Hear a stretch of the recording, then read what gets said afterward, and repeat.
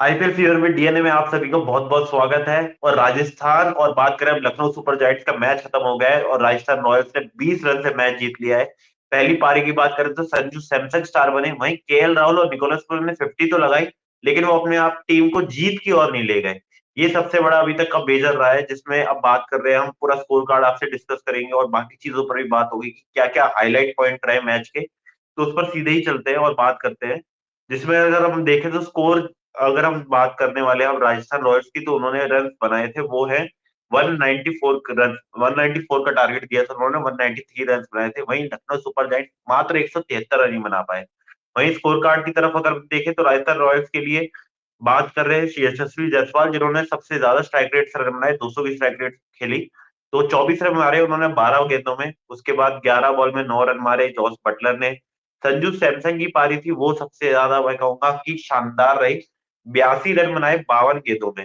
तो वो पारी ने पूरा मैच को एक मोमेंटम दे दिया राजस्थान रॉयल्स को, जो 193 का वो स्कोर बना पाए, उस तरफ की बात कर रहा हूं मैं।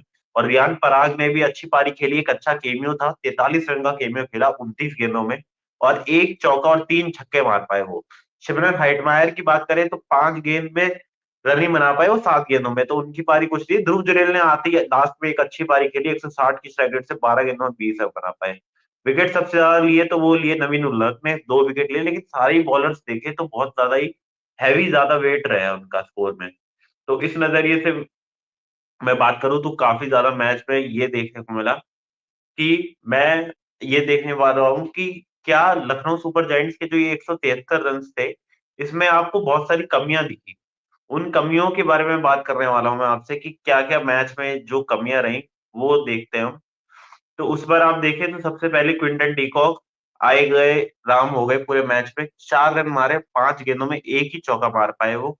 और केएल राहुल बहुत देर तक स्ट्रगल कर रहे थे, मतलब उनके आसपास विकेट गिरे थे, पडिक्कल शून्य पे ही आउट हो गए थे 3 गेंदों पे। फिर बडोनी देख पा रहे हैं तो वो मात्र 1 रन ही बना पाए। तो उस तरीके से हम देखें तो काफी ज्यादा पारी जो थी, बहुत ज्यादा फीकी रही।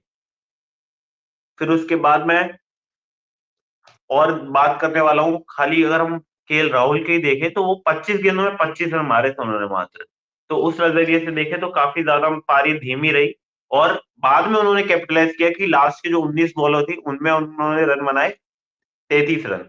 तो बाद में कैपिटलाइज करने के बाद भी 130 का स्ट्राइक रेट, जो कि हम शुरुआत में भी जब हम फर्स्ट इनिंग्स की बात कर रहे थे, तो हमने यही बात कही थी उसमें कि केएल राहुल का जो इंटेंट है वो हमेशा बहुत स्लो रहता है जब भी वो ओपनिंग पे आते हैं। तो वही मैं कहता हूँ कि मेरे को लग रहा है कि पूरे मैच में बहुत ज्यादा खलेगा उन्हें खुद भी, कि पारी तो 58 रन की दिख रही है, लेकिन वो जब आप 194 रन का टारगेट जाते हैं, डिफेंड करते हैं, तो उस नजरिए से देखें तो काफी ज्यादा फंसा हुआ पारी थी वो पूरी पारी में। मतलब वो फ्लॉलेस पारी नहीं कहूंगा मैं, कि जिस तरीके से हमने केएल राहुल को देखा है खेलते हुए। और उसके बाद दीपक हुड्डा ने एक, मैं कहूंगा कि हमें जिनसे कम उम्मीद थी, उन्होंने बहुत अच्छी पारी खेली।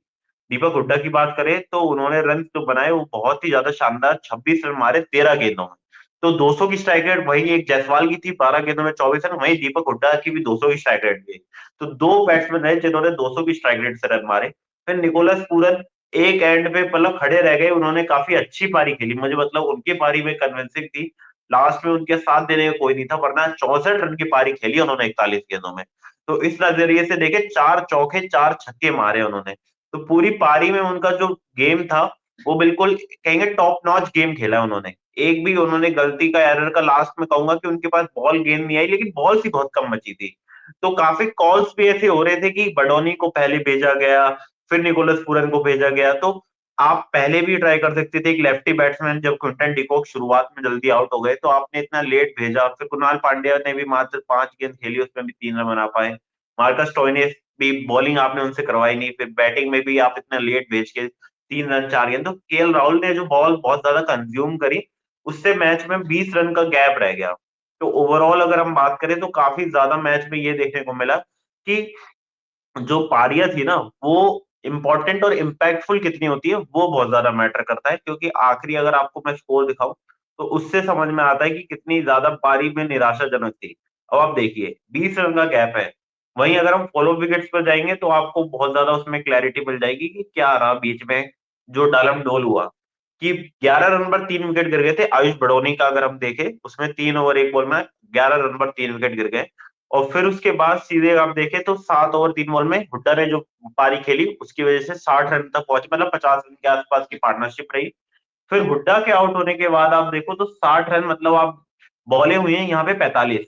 और फिर जब केएल राहुल आउट हुए तो जब बॉलें थी वहां पर आप सिर्फ 97 बॉल, तो 45 57 में 42 बॉल की पारी में 60 से मैच पहुंचा 145, मतलब 90 रन मारे। तो वो पारी मेरे को लगता है कि बहुत ज्यादा चुभेगी, कि उसके बाद मार्कस स्टोइनिस भी कुछ नहीं कर पाए, 17 ओवर 3 बॉल में 154 रन। तो इसके बाद भी 40 रन चाहिए थे मात्र 15 गेंदों में, जो निकोलस पूरन ने एक एंड से कभी चौका छक्का मारने की कोशिश करी, लेकिन बैट उस तरीके से आया नहीं बॉल पे। वही राजस्थान रॉयल्स की गेंदबाजी बहुत ज्यादा शानदार रही। ट्रेंट बोल्ट का मैं बताऊं तो आपने 23 विकेट ले चुके हैं वो आईपीएल में पहले ओवर में। ये भी एक बहुत शानदार रिकॉर्ड है ट्रेंट बोल्ट का, कि वो आते हैं और पहले ओवर में विकेट ले जाता है, जिस तरीके से उन्होंने क्विंटन डिकॉक को आउट किया। वहीं हम दूसरे एंड पे देखें तो नांद्रे बर्गर 3 ओवर में 30 रन बना चुके हैं, तो उन्होंने 3 ओवर में 30 रन दे चुके हैं। लव हमारे साथ इस पूरे सेशन में अब जुड़ चुके हैं। तो लव, काफी अच्छा मैं बताऊं अगर ये देखूं तो राजस्थान रॉयल्स के ने तो अच्छा किया ही किया, केएल राहुल की पारी बहुत ज्यादा निराशाजनक रही ओवरऑल मैच में देखे तो।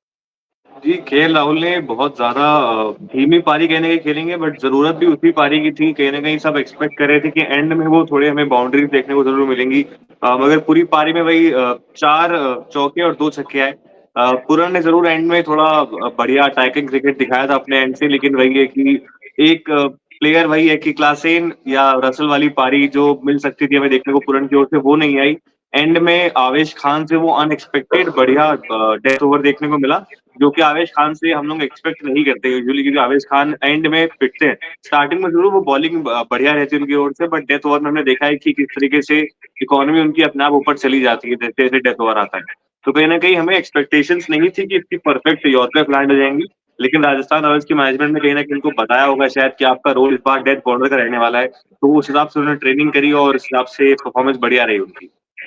जी, और बाकी अब बॉलिंग की बात करें तो नांद्रे बर्गर जो एक एडिशन हुए हैं राजस्थान रॉयल्स की बॉलिंग में, वो भी बहुत शानदार मुझे नजर आए, क्योंकि उनकी बॉलिंग भी आप देखें तो 3 ओवर में 30 रन दिए, लेकिन मेजर शुरुआत में विकेट लिया बडौनी का, मेरे को लग रहा है जहां पर उनका विकेट गिरा था, अगर हम दोबारा चेक करें तो उसमें हाँ बडौनी का इन्होंने विकेट लिया, जॉस बटलर ने कैच किया। तो आप नांद्रे बर्गर ने भी एक अच्छी बॉलिंग दी, और जो संजू सैमसन की जो आप कप्तानी देखें कि संदीप शर्मा पहले 14 ओवर में दिखे ही नहीं, और लास्ट के जी 3 ओवर किए, मात्र डेथ ओवर में उनकी इकोनॉमी जो रही है वो 7 की रही है। इससे शानदार मैंने नहीं देखा डिसीजन, और 18 ओवर अश्विन डाल रहे हैं। तो संजू सैमसन की कप्तानी मतलब ऑन पॉइंट कहेंगे इस मैच में पूरे में। जी, कप्तानी ऑन पॉइंट थी, फील्ड प्लेसमेंट जो थी वो ऑन पॉइंट थी। संदीप शर्मा को जिस तरीके से इस्तेमाल करा, हाँ एक ओवर जरूर उनका शायद रह गया था, 3 ओवर उन्होंने डाले, लेकिन तब भी जिस हिसाब से उनका यूज करा गया वो बहुत ही बेहतरीन नजर आया। ये दिखाता है कि कितना ट्रस्ट है उनको संदीप शर्मा की बॉलिंग पे, कि वो जानते हैं कि डेथ ओवर में ये बॉलर जो है वो संभाल लेगा। और संदीप शर्मा को हम लोगों ने पावर प्ले में देखा है बॉल स्विंग कराते हुए, लेकिन डेथ बॉलिंग में जिस तरीके से राजस्थान उनको यूज कर रही है, लास्ट सीजन में भी यूज किया था। हालांकि उनको बाद के मैच से ज्यादा चांसेस मिले थे, लेकिन इस सीजन में कहीं ना कहीं साफ इंटेंट शो कर दिया है राजस्थान रॉयल्स ने और संजू सैमसन ने, कि ये हमारे मतलब एक फिक्स्ड डेथ बॉलर है। क्योंकि 14 ओवर के बाद एक बॉलर को लाना ये दिखाता है कि आप कंप्लीटली डेथ बॉलिंग में ही उनको सोच रहे हैं कि ये डेथ बॉलर ये हमारे जबकि फिक्स वो है। स्विंग बॉलिंग भी तो करते हैं, हमें पता है कि वो काफी अच्छे जी जी स्विंग जी, बॉलर रहे हैं शुरुआत से ही। लेकिन देखिए स्विंग बॉलर एक ट्रेंट बोल्ट ऊपर है, और ट्रेंट बोल्ट इतने इफेक्टिव बॉलर हैं कि उनको जरूरत नहीं है कि दो स्विंग बॉलर्स हों। नांद्रे बर्गर हैं एक बॉलर जो थोड़ा लाइन लेंथ के हिसाब से वो एंगल प्रोवाइड करते हैं। तो उनको संदीप शर्मा के 4 ओवर अगर बच रहे हैं आपके पास और आप उनको एंड में यूज कर रहे हैं, तो उससे ज्यादा प्लस पॉइंट कोई हो नहीं सकता राजस्थान रॉयल्स के पास। आवेश राजस्थान खान से रॉयल्स मैं की, बहुत लेकिन अब ज्यादा। जिस तरीके से आवेश खान जो कह रहे हैं ना कि अब पूरा आईपीएल अब दिख रहा है कि एक्सपेक्ट द अनएक्सपेक्टेड हो रहा है, जिस भी टीम के जी जी देखें जी, रियान पराग चल जा रहे हैं, दीपक हुड्डा चल जा रहे हैं, आवेश खान अच्छी बॉलिंग कर रहे हैं। तो काफी ज्यादा इस बार आईपीएल में सब बहुत ज्यादा तैयारी करके आए हैं, जिनके ऊपर सवाल उठे थे। जी कहीं ना कहीं अश्विन ने भी जो 17वां या 18वां ओवर डाला था वो भी फारवर्ड आ मतलब रहा ज्यादा रन। जी, तो वो उस पर भी ज्यादा रन कंसीड नहीं किए उन्होंने, और कहीं ना कहीं वो आखिरी में जो 12 बॉलें बची थी, लास्ट शायद थर्ड लास्ट ओवर डाला था अश्विन ने। तो जी। कहीं ना कहीं वो जो प्रेशर उस ओवर में ही बन गया था, क्योंकि 2 ओवर में 40 रन मारना वो बहुत डिफिकल्ट होता है किसी भी बैट्समैन के लिए। और जबकि एक विकेट आपका गिर चुका है, केएल राहुल चले गए हैं, उसके बाद स्टॉइनिस भी चले गए थे, तो पूरन के सामने कृणाल पांड्या थे साथ में। तो एक नए आए बैट्समैन के लिए जो कि प्रॉपरली उतना हिटर नहीं कहेंगे हम लोग कि हाँ बहुत ज्यादा हिटिंग एबिलिटी है उनके पास, कृणाल पांड्या के पास, वो उनको उस तरीके से कंसिडर नहीं करेंगे।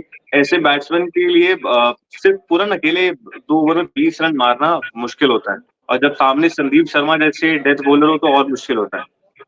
जी, तो वही बात हो रही है कि जो अब राजस्थान की बॉलिंग है वो बहुत ज्यादा टॉप नॉच दिख रही है। बैटिंग में भी आप देखें तो एक से एक पावर हिटर है, तो ये टीम अब काफी ज्यादा आगे जा सकती है। और एक मुझे ये स्ट्रेटेजी में जो उन्होंने डिसीजन लिया ना कि मैं जो चौथा इम्पैक्ट प्लेयर है वो बाद में बताऊंगा, क्योंकि ऐसा भी हो सकता था कि बहुत सारे विकेट गिरते तो रोहमन पावल आ जाते, क्योंकि फास्ट बॉलर तो उनके पास देखे तो अगर नांद्रे बर्गर ना भी हूं तो आवेश खान, संदीप शर्मा, ट्रेंट बोल्ट है, तो अगर चौथा इम्पैक्ट प्लेयर वो खिलाना भी चाहे कभी बैट्समैन को तो वो भी कर सकते हैं। तो ये काफी अच्छी स्ट्रेटेजी लगी अगर टॉस जीतने के बाद जो राजस्थान रॉयल्स कर रही है।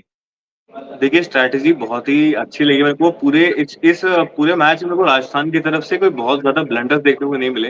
मैनेजमेंट ने बहुत अच्छा काम किया है, प्रॉपरली स्टडी करके स्ट्रैटेजी बना के गेम खेलने आए थे, क्योंकि जिस हिसाब से फील्ड प्लेसमेंट थी, जिस हिसाब से बॉलिंग हो रही थी, बिल्कुल सही टप्पो बॉल पड़ रही है।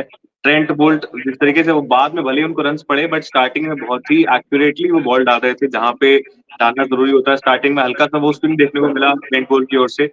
और जो स्टार्टिंग में क्विंटन डिकॉक का विकेट गिर गया, वो कहीं ना कहीं बहुत ज्यादा प्रेशर उस विकेट के बाद से ही आ गया था। जी, यही यही अब पूरे मैच का सूरत हाल रहा है कि जिसमें आप देखें तो राजस्थान के बारे में हमें इतनी तारीफ करने का वैसे कम मौका मिलता है, लेकिन आज के मैच में देखें तो राजस्थान रॉयल्स ने लखनऊ सुपर जायंट्स को 20 रन से हरा दिया है। तो ये था हमारा पूरा हाईलाइट सेशन जिसमें हमने हर पॉइंट कवर किए, रियान पराग से लेकर काफी नए नए चेहरे हमें देखने को मिले। अब संजू सैमसन की बात करें तो वो टॉप पर आ चुके हैं, सबसे बड़ी इनिंग्स अभी तक 4 मैचों में सबसे बड़ी इनिंग्स खेल चुके हैं संजू सैमसन, 82 रन की पारी उनकी नॉट आउट, अ, वो अभी तक की अर्पित सबसे आपको बड़ी अगर पारी। अर्पित आपको अगर याद हो कि हम लोग ने कल ही जब डिस्कस कर रहे थे, आपने कहा था कि कोई फॉरेन प्लेयर ही सारे चल रहे हैं, इस बार एक भी इंडियन जी, की आज ही बात हुई है ये। जी। तो अब वो तो संजू सैमसन में सबको ऊपर पार पहुंच गए, जो उनका 2020 से रिकॉर्ड चल रहा है पहले मैच में मारने का, वो उन्होंने बरकरार रखा है। जी तो ओवरऑल अब यही थे हमारे हाइलाइट्स। अगर आपको हमारा ये सेशन पसंद आया तो लाइक शेयर कमेंट करना ना भूलें और हमारे चैनल को सब्सक्राइब कर लें। और दूसरा लाइव हमारा शशांक के संग चल रहा है, वहां पर हम आपके साथ जुड़ेंगे जिसमें हम बात कर रहे हैं जीटी वर्सेस एमआई। वो मैच चालू हो चुका है, तो उस मैच के बारे में भी आपको सारी अपडेट्स, लाइव अपडेट्स के लिए डीएनए के आप यूट्यूब के दूसरे ऑफ लाइव में जा सकते हैं। इस लाइव में हमारे साथ जुड़ने के लिए बहुत बहुत धन्यवाद। और मैं आपको स्कोर बता दूं, जीटी ने 3 ओवर में 27 रन मार दिए हैं, तो ताबड़तोड़ खेल रही है। तो बहुत बहुत धन्यवाद हमारे साथ जुड़ने के लिए।